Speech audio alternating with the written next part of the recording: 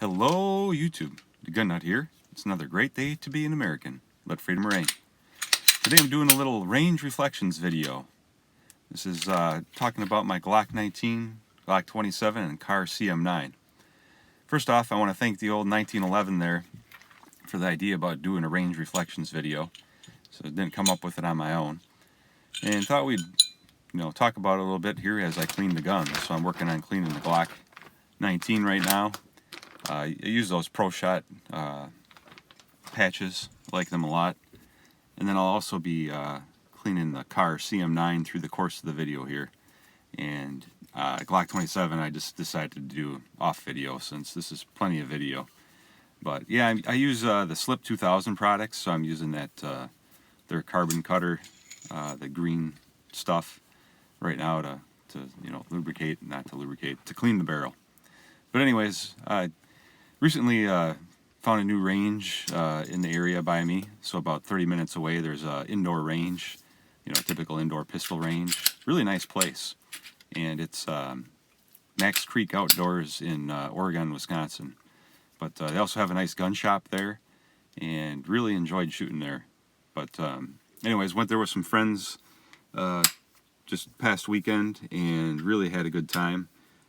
Shot these three, and then also shot the Ruger Mark II, which I don't show cleaning here, but my wife and I went, the missus, the gun nut, and another friend of mine, another couple. So we had a great time, and one might say we had a blast. Yes, goofy puns intended. But anyways, just talking through the guns here a little bit. Glock 19, that's really the old standby for me and my wife. We both have taken that class, or we both have taken that gun through a training class, and that's the bedside defense gun, if you will. And we both shoot it fairly well, and it's never let us down. And I just really great. It's really a great gun. Mine is the Glock, the Gen 4, so there's the interchangeable back straps. I think I just left the medium strap on it. But the Kahr CM9, that's a gun that I just absolutely love for carry. Great, thinness, easy to carry inside the waistband, nice and lightweight, and I shoot it really well. The only negative I would say about it is the trigger being a little bit longer and more double action revolver like. I'm probably just a hair slower with that on the follow-up shot than I am with, say, the Glock 19. But I do shoot it more accurately. For some reason, that gun, I can just hold it and shoot it more accurately than most of my guns. And just that trigger, I don't know if it's staging the trigger or what. But really enjoy the Kahr CM9 for everyday carry. I carry it in a Fox, I forget what they call it. It's their hybrid inside the waistband holster with one clip. I got videos on that stuff. I think we can still link to our own videos here on YouTube, so maybe I'll add some links in for that.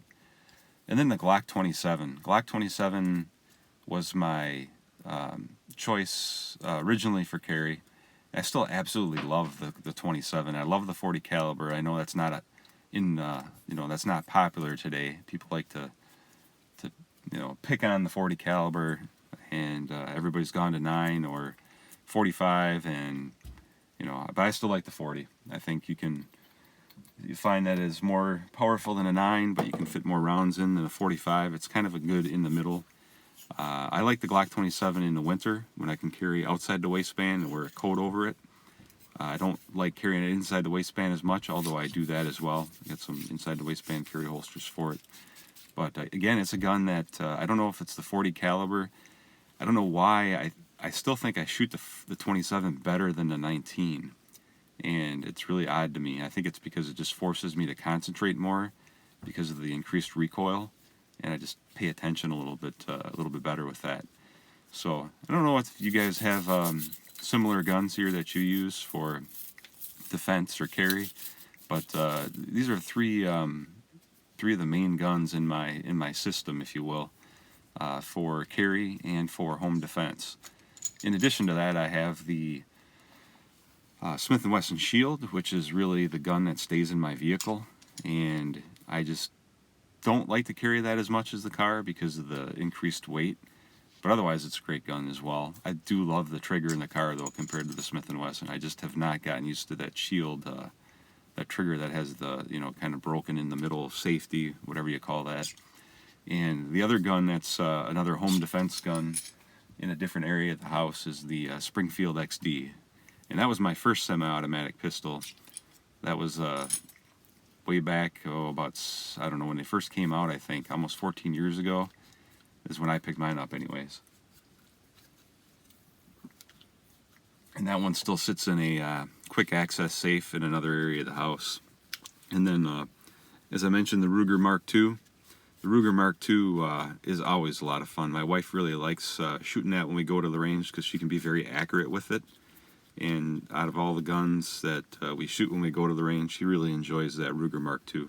As do I. It has a great trigger, and it's just one of those guns that is super fun to shoot.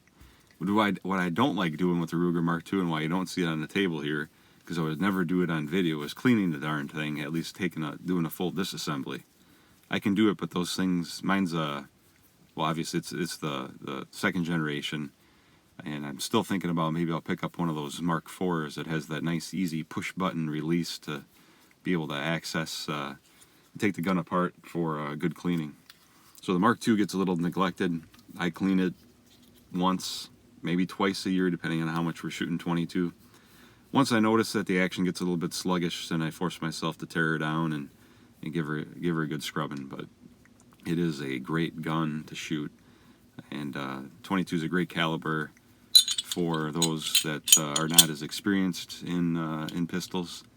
But yeah, I think I'm going to get here to wrapping this up, guys, and we're still finishing up here on the table, putting together, doing that last bit of lubrication right now on the Glock, and getting that Glock put together, racking the slide a bit, testing that trigger, make sure it's still operational, and then we'll move on here to get the final cleaning on the final assembly, greasing the slide. I use Extreme Weapon Grease, that's also by Slip 2000, that I use to lubricate the slide.